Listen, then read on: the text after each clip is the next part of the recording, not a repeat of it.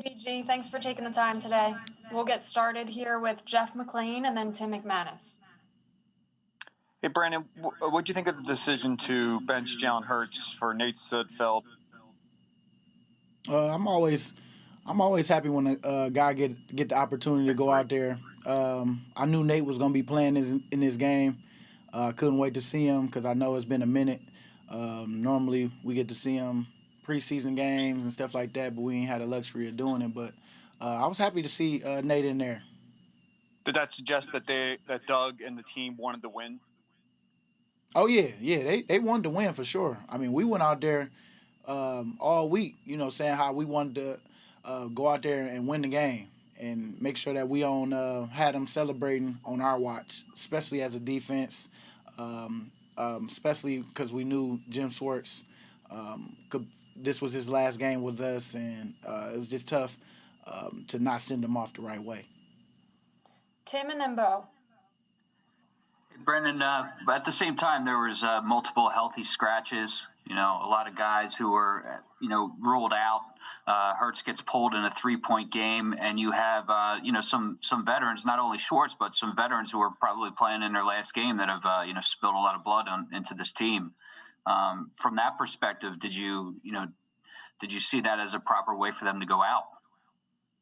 I'm always trusting the organization decisions. So me, I'm just out there trying to go hard to try to help us win and keep everybody motivated to do that. The calls that's made, that's not my call, but I do know that the whole goal this week was to try to win, and that's been the message because we didn't want them celebrating with a hat and T-shirt on our field. Oh, and then Les. Brandon, what makes a good defensive coordinator? What are you hoping to see with whoever it is that replaces Jim? I just want them to be real, like Schwartz. Schwartz is real. Hold everybody accountable, and just be you. Whoever you are, let that be who you are every day.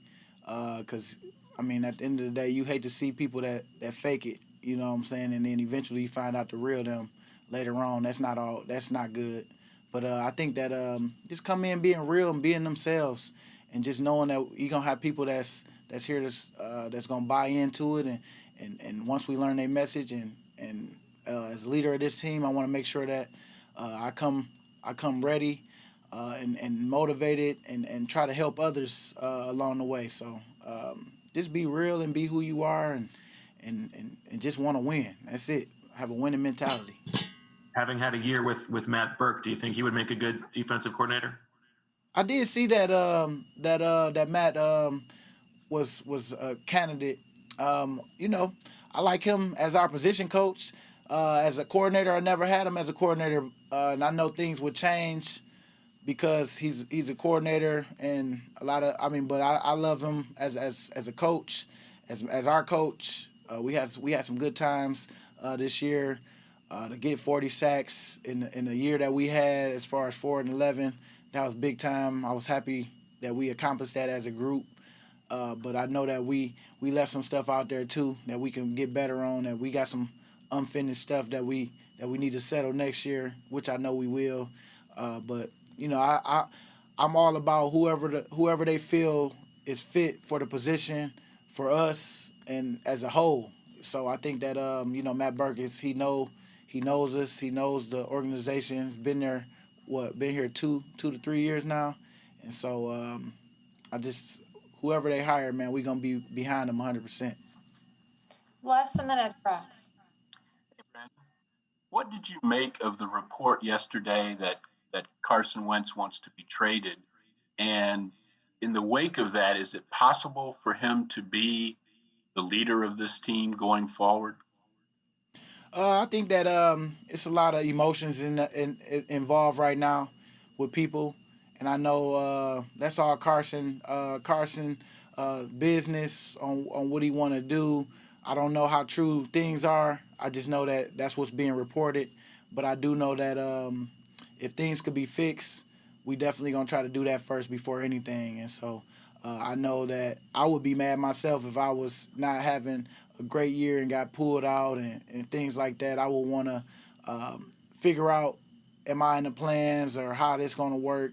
I just think that it's a bunch of a bunch of stuff up in the air that hasn't been addressed yet. But now it's the time, and hopefully things change because I do believe that Carson could still win over this team again like he did before. Jalen definitely is a guy that's gonna compete for a position too. But you got to enjoy the competition. You got to enjoy the whole process. Anytime you get to step out on that field or just be a part of the NFL, period, it's a privilege. So I think that once they get their business taken care of this offseason, I think things will be more clear and people could I think emotions definitely would change as people start to communicate with each other and come in the middle somewhere. Thank you. Ed and then Kristen. Hi, BG. You've been a part of a lot of these day after clean out the locker days now. Does this have any different feel to it, knowing that this team next year could look a whole lot younger? Yeah, it sucks because I know some guys is not coming back. That's been here a minute with me, and it's just tough because it's a lot. You just don't know who that person's gonna be, but injury has definitely hurt a lot of people's chances of coming back because of the injuries and sometimes it just sucks because some guys I know can still play, but when you've been hurt a lot here and you hurt period, people know that they taking a risk. And so for the guys that I played with for a long time and been here a long time, like JP, I hate to see him go out the way he did, especially knowing what I've seen when I first got here. That boy was out here blocking 2-3 people in a play, and I understand we all have our time as we get older. But I know he was dealing with injuries this year, even last year. But I think that the saddest part for me is just knowing that a lot of guys that I've been playing with for years might not be here next year. Kristen and then John, come on. Hey, BG, to that point, because there is going to be so much change in this offseason, how do you remain so confident that you guys can turn things around for next season? Because just look at this year, how it played with the guys that we played with. I can't remember the last game that Lane played on the line. I can't remember the last game Brooks played. Brooks didn't even get a chance to play to the season. He got hurt real early for us. Just some of the guys that I forgot, like, dang, they hurt because you don't get to see them because they try to keep us separate with all the COVID stuff. So when guys come in, they coming in early to get their treatment, then they head home. And then when you see them again, you're like, oh, man, I forgot. Crayvon LeBlanc, he was hurt. Man, I know he was practicing hard this offseason.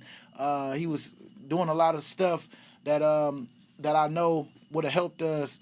Even like, Avante, a lot of guys was hurt this year. Injuries played, but we definitely stayed in a lot of these games despite the injuries. I think Doug does a great job of motivating and keeping everybody on that next man up mentality. And it's all a mentality. It's all about keeping yourself ready. Even though you might not be seeing the field now, you don't know. Week 10 come, somebody get hurt. Now it's your opportunity. It's how you've been handling the situation up to that point, and hopefully people have at that point been staying ready and staying eager for their opportunity.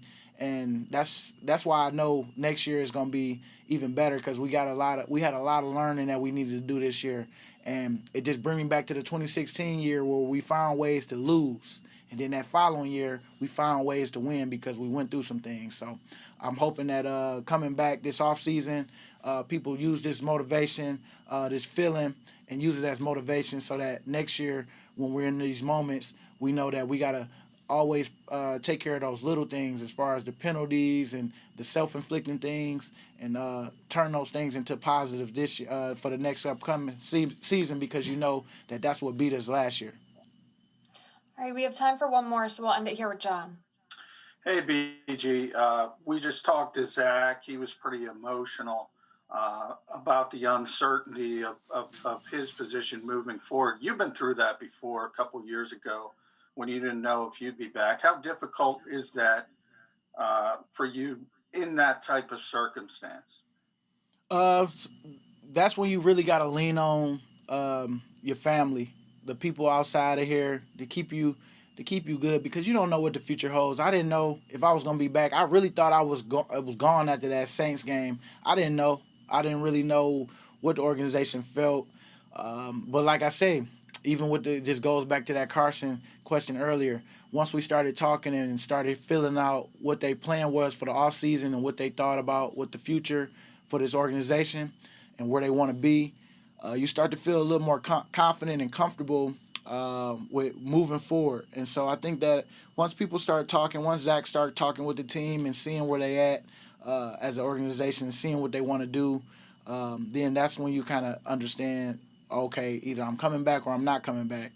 And so I think that it's just a bunch of uncertainty right now. I think that people just want to, predict what's going on based off what they felt happened towards the end of the season, but you don't really know. I mean, I'm hoping that you get a guy like Zach back.